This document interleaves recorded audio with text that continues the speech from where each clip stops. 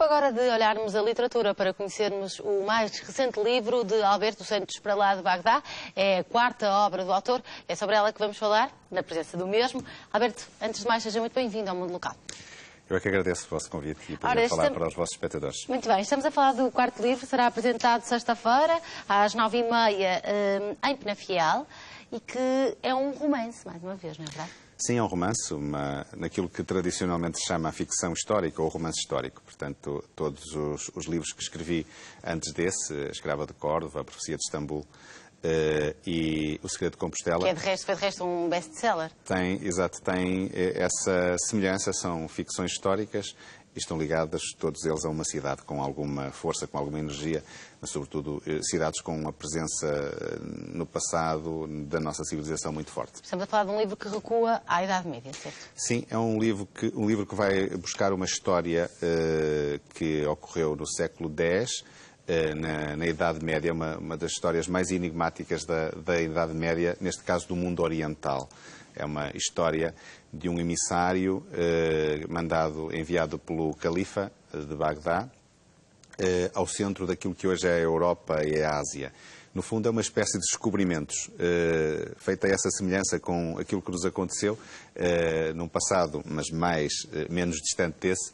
É uma espécie de descobrimentos que vão ocorrer naquilo que é o centro da Europa, e também esse emissário vai chegar ao norte da Europa, àquilo que hoje são os países nórdicos. Ele faz um desvio daquilo que era suposto. Exatamente. Na sua missão. E é precisamente no momento em que os nórdicos estão a descobrir a América, no caso a América do Norte, mais concretamente a zona que hoje é o Canadá. Portanto, é uma história que vai longe. Sem querer, não é sem querer, provavelmente de propósito, mas é um livro extremamente atual.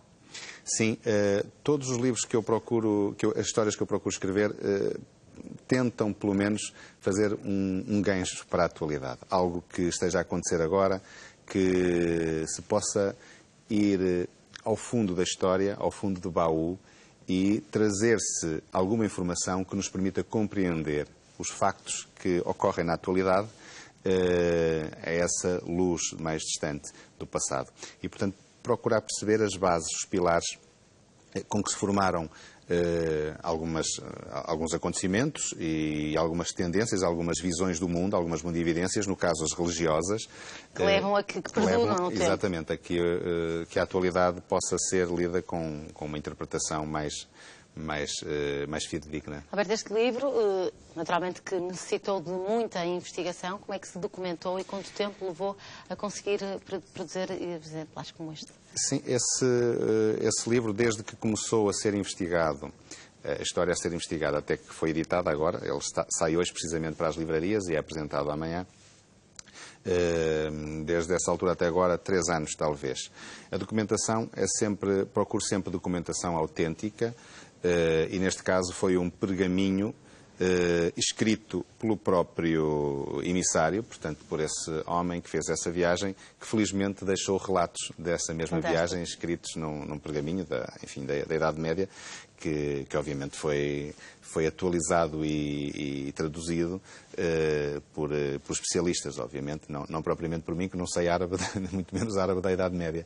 Mas esse é o ponto de partida. A partir daí são as investigações em muitas fontes. Em Portugal não há, desculpe interromper, fontes importantes, por exemplo, foram recrutadas na Universidade de Louvain, na Bélgica, onde existe um centro de investigação dessa época e dessa zona, portanto, e outras. Fazendo sempre este casamento entre aquilo que é a história e aquilo que é naturalmente a ficção, nomeadamente com um romance, claro, que este missionário acaba por viver, e que ajudam a embelezar também, se quisermos, a história. Sim, são histórias, são romances, são ficções partidas de factos reais. E, portanto, o que importa ao autor e ao leitor, imagino eu também, é contar um romance. Misturar, entretecer o imaginado, a trama narrativa, à volta de factos e de personagens que viveram o seu tempo, para dar um caráter de maior verosimilhança, de autenticidade à história, de a colocar no sítio certo mas também de fazer o leitor viajar pela imaginação e com todos os condimentos que tem, sobretudo o que é a condição humana. Os amores, as paixões, as traições, enfim, as invejas, tudo que é a vida humana, que infelizmente não acontece só agora, também no passado acontecia. Naturalmente. Para concluirmos a nossa conversa também, Alberto, costuma-se dizer que a primeira parte está feita, que é a sua, falta a segunda, que é a dos leitores. O que é que gostaria que as pessoas vissem neste livro? De que maneira é que gostaria que os leitores o interpretassem também? Eu gostava que os leitores se apaixonassem por ele, da mesma forma que eu me apaixonei por essas personagens e pela escrita desse livro, pela investigação, que me entusiasmou muito, e depois pela sua passagem ao romance, à ficção, à trama.